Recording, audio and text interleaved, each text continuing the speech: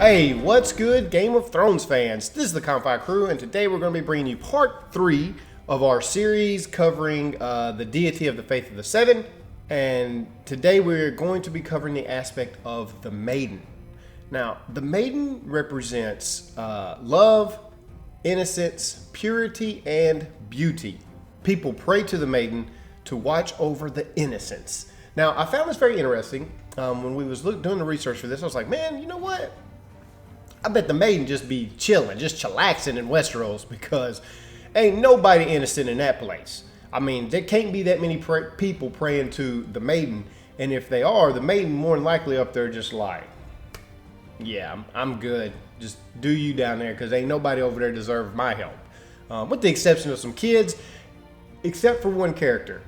You know, I was thinking about this. There is one character who is probably the most innocent, who has stayed innocent their entire life, and that is Hodor.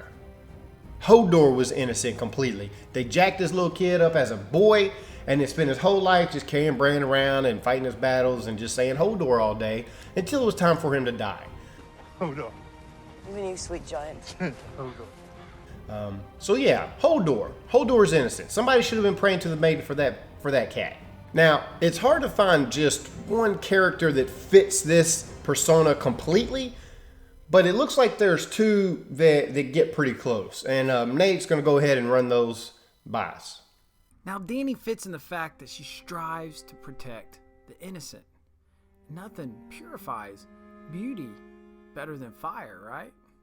But she is far more suited for the role of the mother. Now, the second option, I think, fits the part more accurately, and that is Sansa. Now, Sansa, throughout the first few seasons, was consumed with wanting love. She was all googly-eyed over Joffrey and consumed with wanting that fairy tale ending, that princess ending with her prince that she wanted so much. I'm supposed to marry Prince Joffrey. I love him, and I'm meant to be his queen and have his babies. I don't want someone brave and gentle and strong. I want him. He'll be the greatest king that ever was, a golden lion, and I'll give him sons with beautiful blonde hair. Innocence. Now, I know Rich mentioned Hodor, but you can make the same argument for Sansa. I mean, she has basically been innocent throughout the majority of the show. She has basically been a victim at several moments in the show and has been almost naive like a child. Now, purity. Depending on how you look at it, Sansa has never given herself to anyone. She was savagely raped by that savage dog, Ramsay. But does that count? And I mean, beauty. I mean, come on, guys. It's Sansa.